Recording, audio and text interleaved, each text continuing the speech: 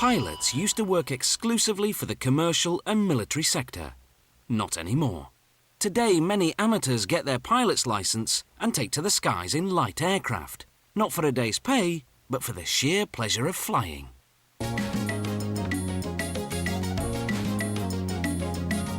To construct the body of a light aircraft like this, you need to start with two types of cloth, one woven from fiberglass, the other from carbon fibers. Carbon is a chemical element that's stronger than steel.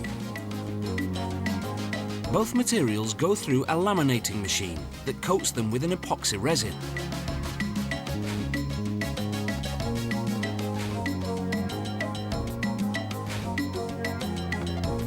To begin forming the various parts that make up the body, the workers lay strips of the laminated fabric into moulds.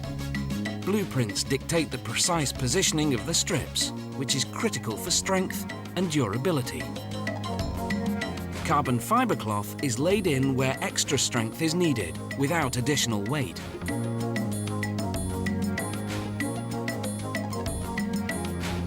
To make the fuselage, they sandwich a foam core about 10 mm thick between two layers of the fiberglass cloth. The foam also insulates against heat, cold and noise. Workers coat the edges and joints with resin, filling any voids. Now it's time to vacuum bag it. The first step is to cover everything with a layer of perforated plastic, followed by a breather cloth, then another layer of plastic.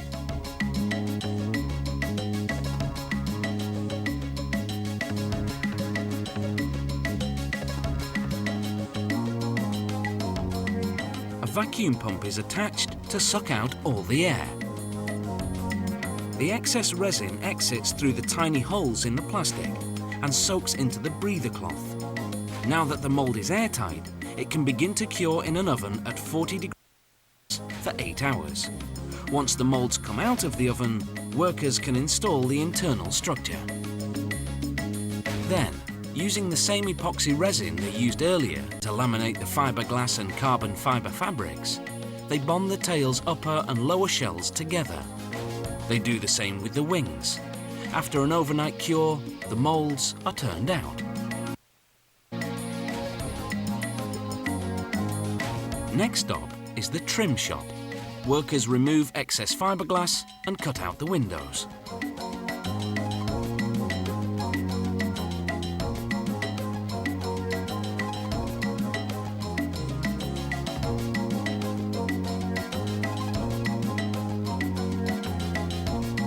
The parts go back for a final curing, this time at 80 degrees Celsius. 18 hours later, they exit and are sent to the paint shop, where workers sand the parts and coat them with an epoxy primer. Then a finishing coat of polyurethane is added, which resists weathering. Meanwhile, other workers assemble and test various components, such as the electrical system. And a computer guides a machine to cut all the parts. The cutting machine doesn't have a blade. It uses a sand and water jet that's powerful enough to cut through metal.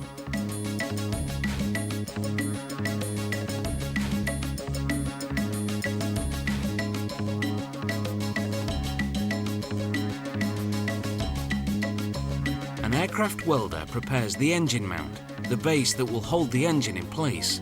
It's made of a high-grade carbon steel. At the final assembly stage, workers install the engine and other previously assembled components into the fuselage. Workers position the wiring and plumbing, then hook them up, then screw on the wingtips. An avionics technician powers up the aeroplane for the first time to test all the functions.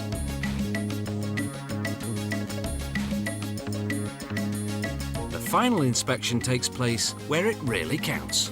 Chocks away and happy flying.